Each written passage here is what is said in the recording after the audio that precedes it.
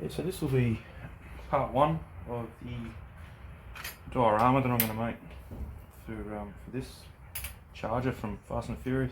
I've just I'm using a picture frame from Big Dub or IKEA or something. So I'm going to pour the concrete in here as the base or whatever it needs. Concrete, wood, grass, whatever it needs. So it's nice and solid. I've just reinforced it with a bit of MDF stuck to the edges there. But I like to leave a little gap. It's not much, it's only about 5mm from the frame to there, just to run the wires for the lights and stuff like that.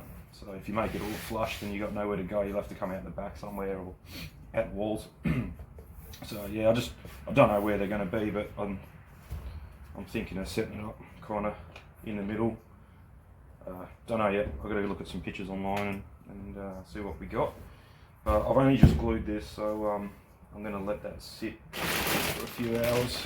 Just use liquid nails and a bit of super glue just to tack it in for it. But yeah, probably let it sit overnight, let it go nice and hard, and then I've run it all the way around like a bead around the edge so that the concrete doesn't leak out if it's a bit watery. I like to do it a bit watery just so it levels out nice. Yeah, but we'll pick it up when that's dry, probably tomorrow I'd say, because that glue takes 24 hours or so to go off, and we'll keep going. But this will be part one and we'll just keep going from there. Just been looking on YouTube and a couple of scenes from Fast and the Furious there. You can see the garage. It's pretty dark and really packed with stuff, so we'll see how we go. But yeah, there's trophies and memorabilia, old photos, heaps of tools. Got another picture just here, a couple of number plates and windows up the back, drill press. So yeah, just 3D print all that kind of stuff. I've noticed also he's got a wooden floor, so I'm not going to be doing that because I've never seen a garage with a wooden floor. So I'll just make it out of concrete. This is pretty much the only scene you kind of get to see it. I think I haven't watched the whole movie, but just typing it in and doing a quick search.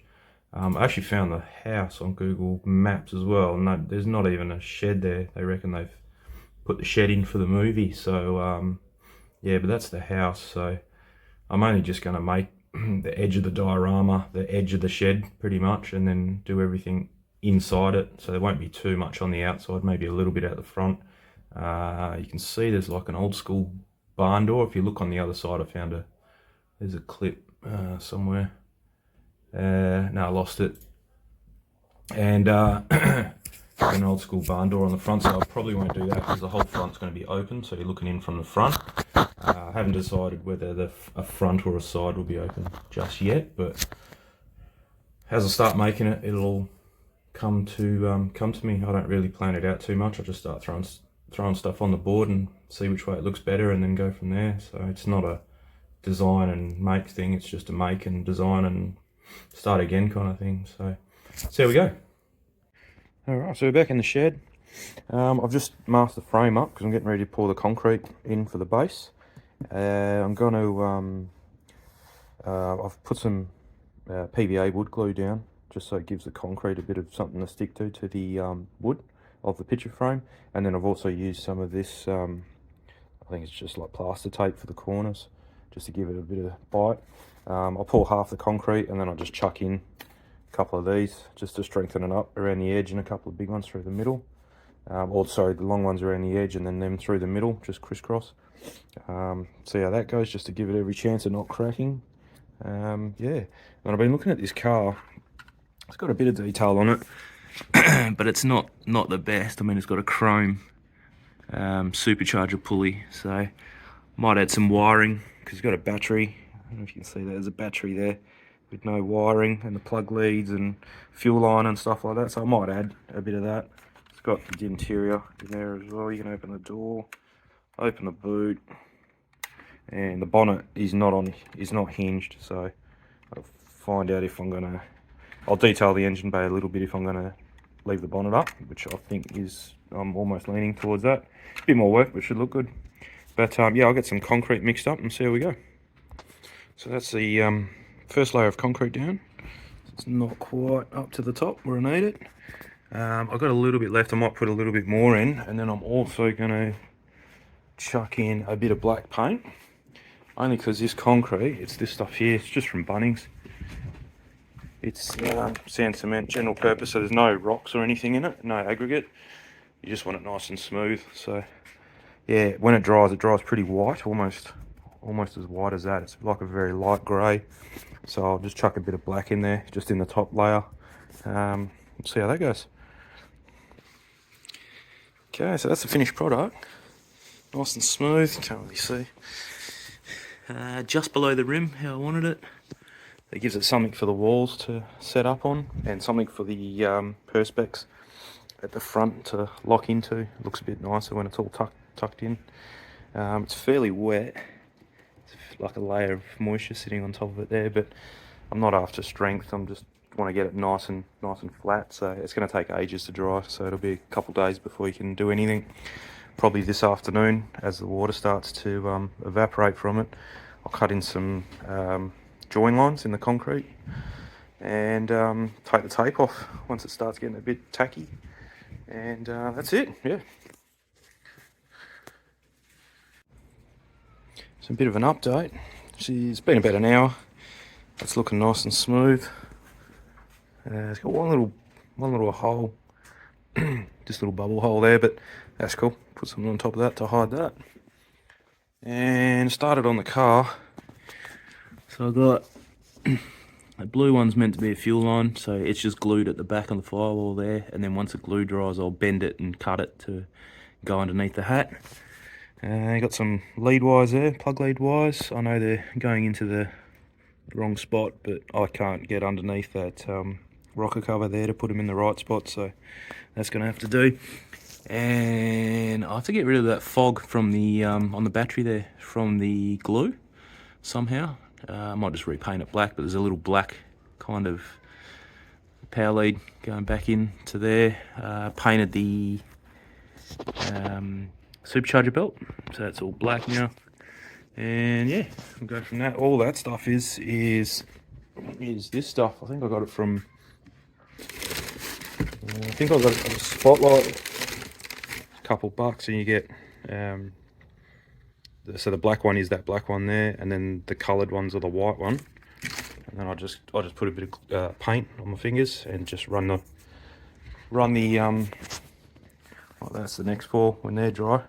Yeah, just run that white stuff. You can see it there. Didn't get right to the tip. Yeah, that's the easiest way to do it, and that way you don't have to buy a different string for different color. You just color the string you need. So yeah, we'll let that dry and see how we go. So the perspex I've been using is from IKEA, of all places. It's pretty thin, probably only 1 mil, 1.5 mil. And you buy it, you go in their picture frame sections, and they got massive, I don't know, I bought one a while ago, 600 or so by 300, 400 wide. And you pretty much ditch the picture frame. They're only about $7. Ditch the picture frame and just keep the perspex. And yeah, it's pretty good place to get your perspex from, actually.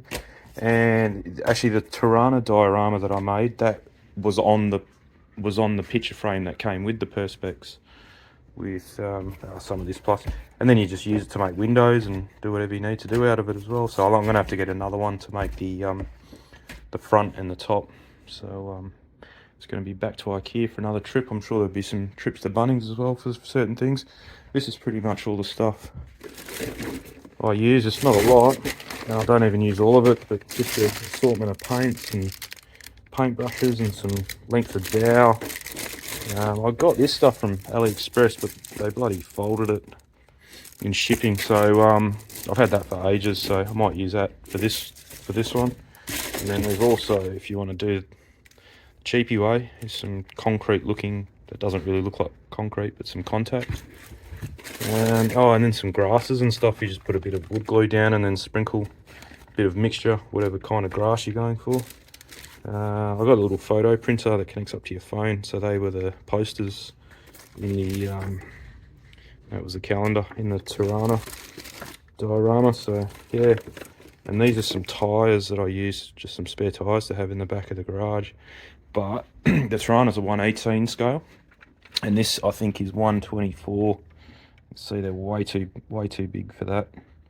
Yeah, you can see it there, way too big. So I'll have to do a bit of search on AliExpress or eBay for some 1/24 scale accessories.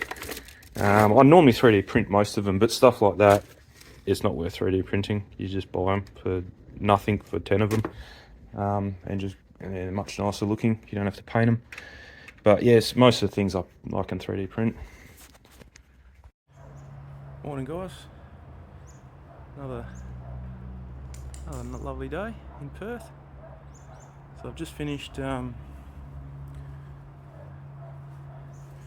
This thing's come out all right. It's just got a bit of dust on it. Just got to peel all this off, clean her up, get a paintbrush or a brush, and just rough that up. And then I mix up like a pretty weak solution of wood glue and water, and just paint it on, and it seals it and stops it from dusting up, and gives it that bit of a shiny look.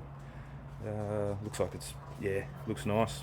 I'll do that pretty soon, because that's drying up pretty good, and it's a good colour too. I think that's going to be the colour. It doesn't feel wet anymore, so I think that's going to be the colour of its final, what it's going to stay at. So that little bit of black paint really helped it out nicely, which is good. And then you got, just bear with us, I've got a new gimbal, and here she goes. So the car's all done. She's looking pretty cool. It's got the plug leads, bit of wire connected to the battery, fuel hose, and that's going to be the position of the bonnet now as well. So that'll stay like that. It's glued, so it's not moving anymore. And yeah, so we'll keep going with this. Keep going with this bit of concrete here. Clean her up, clean the frame up, brush the dust off it, and give it a paint job. And the dogs are just having a fight at the moment. Whoa. Boys, hey, stop it.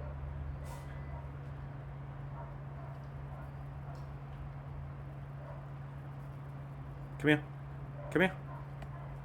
Good boy, Dex. Alfie, you're stubborn. So yeah, literally it's just glue, PVA glue. Don't really need a lot. And then a bit of water. That's probably too much. But you do want it pretty thin on the first coat. I'll move that so I don't need any glue. So yeah, I do like 3 coats. First one's really runny, more water than glue. Second one's 50-50, and if it needs it, the third one, you go almost straight glue.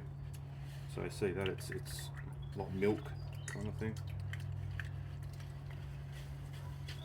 Give it a good mix.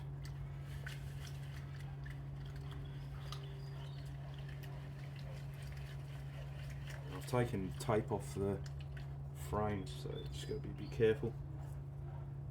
But just soak it right in.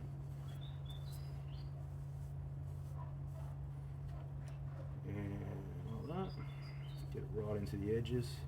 It's fairly heavy, this one. It's actually got quite a bit of concrete in it. Which is good, it shouldn't crack. I'll do all the edges first.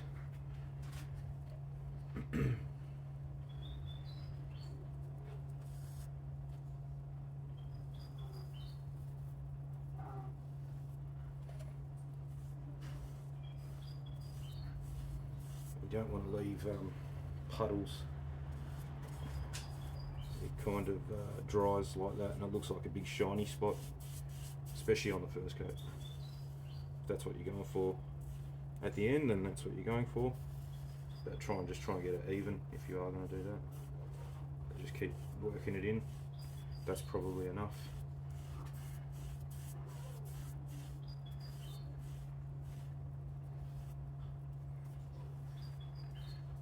Yep, and if it's too much, just get a rag. And just soak it up. It goes off pretty, actually it's pretty cold today. It's only about 10 degrees at the moment.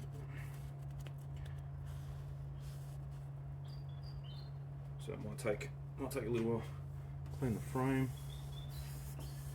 So that concrete has kind of made the decision for me of what's going to be the front, the back and the sides. I'll show you in a minute, because it's got so much concrete in it.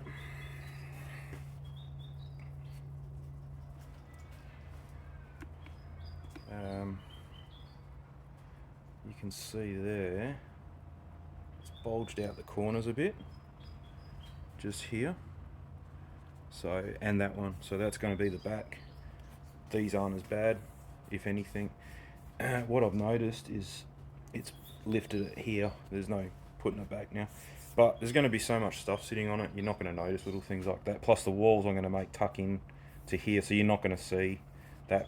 You're not going to see that bit, and maybe half of that bit, and then it's going to be open from there to there, I'm thinking.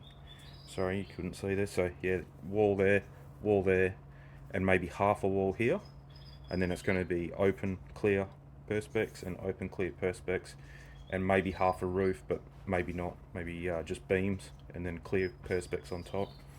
So that's the glue mix. So what I got there is probably enough for 2 more coats. So what I'll do is I'll just add more glue to it, and that should be fine. And that way you just get a stronger mix every time you do it. So we'll just let that go off, give it an hour or so, come back and have a look, and go from there.